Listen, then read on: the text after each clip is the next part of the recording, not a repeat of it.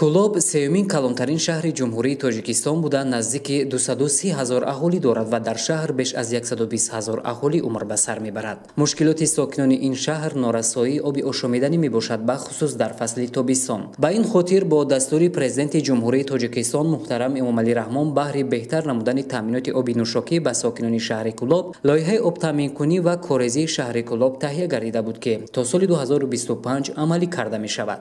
Айни замон дар ин самт корҳо идома дошта, ширкатҳои сохтмонӣ ба бунёди обанборҳои калонҳаҷм, кашидани хатҳои нави оби нӯшокӣ машғул мебошанд. Айни замон дар корхона 6 пудрачии ватанӣ баъд аз баргузории озмун ба корҳои сохтмонӣ шурӯъ намуданд. 3 пудрачии аввал ки марҳилаи аввал аст, дар моҳи декабри соли 2024 қисмати аввали корҳо ба анҷом расонида, қисмати дуюм декабри соли 2025 ба анҷом мерасад. Дар хатҳои оби нӯшокӣ зиёда аз 23 километр қубурҳои об иваз намуда, зиёда аз 18 обанбори аз 500 метри мукааб то 5000 метри мукааб сохта ба истифода дода мешавад. баъди амалӣ кардан дар шаҳри Кӯлоб мушкилоти оби нӯшокӣ ҳалли худро меёбад. лоиҳаи давлатии таъминоти аҳолии шаҳри Кӯлоб бо оби нӯшокиро 3 ширкати ватанӣ амалӣ менамояд ки дар ин росто бо суръату сифати корҳои сохтмонӣ, гурӯҳҳои корӣ махсус раванди корҳои сохтмонӣ ва васлу насби пойгоҳҳои обкаширо зери назорати қатъӣ қарор медиҳанд. ҷамъияти дорои масъулияташ маҳдуди назарӣ дар маҳаллаи Тудакавш сохтмони обанбори ҳаҷман 3000 кӯбаро идома дода истодааст. дар иншооти мазкур корҳои заминӣ анҷом ёфта, қисми поёноби обанборро бо оҳану бетон омода менамоянд. дар ин мавзеъ 55 километр хатҳои об бо қубури қутраш 260 ва 7 километр қутри 219 кашонида мешавад. дар корҳои сохтмонӣ 15 нафар бинокорони маҳаллӣ ҷалб шуданд ва он то охири соли 2024 мавриди истифода қарор дода мешавад. ҷамъияти дорои маҳсулияташ маҳдуди ифтихор ва ширкат бошад аз рӯи нақша корҳои сохтмонӣ кашонидани хати оби нӯшокиро дар байни қуллаи дуюм ва сеюм бо ҷалби сохтмончиёни маҳаллӣ ва техникаҳои зарурӣ пеш бурда истодааст. ин хати нави оби нӯшокӣ мебошад ки то обанбори маҳаллаи Умари Хаём кашонида шуда беш аз 3000 аҳолиро бо оби нӯшокӣ таъмин менамояд. ду хати интиқоли оби нӯшокиро мо сохта истодем. яке аз кӯтали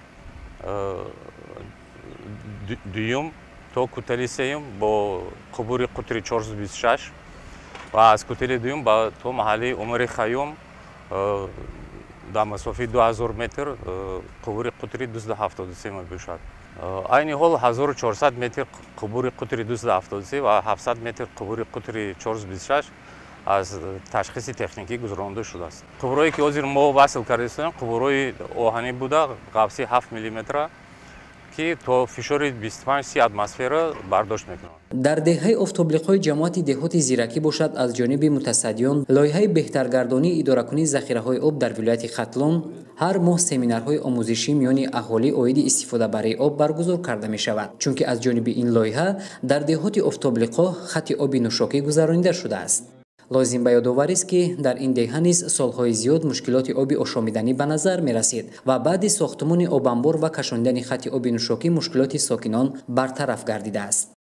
обанборе ки ҷое ки мо қарор дорем обанбори 1000 куба буда барои аҳолии офтоблиқҳо мо метавонем ки 24 соат ҳамин халқа ба об таъмин кунем. зимни баргузории семинар машваратҳо аз ҷониби масъулони лоиҳаи беҳтаргардонии идоракунии захираҳои об дар вилояти Хатлон оид ба мушкилотҳо ва ҳуқуқу ӯҳдадориҳои истеъмолкунандагон саволу ҷавобҳо доир гардид ки сокинони деҳот ба саволҳои худ посухҳои мушаххас гирифтанд.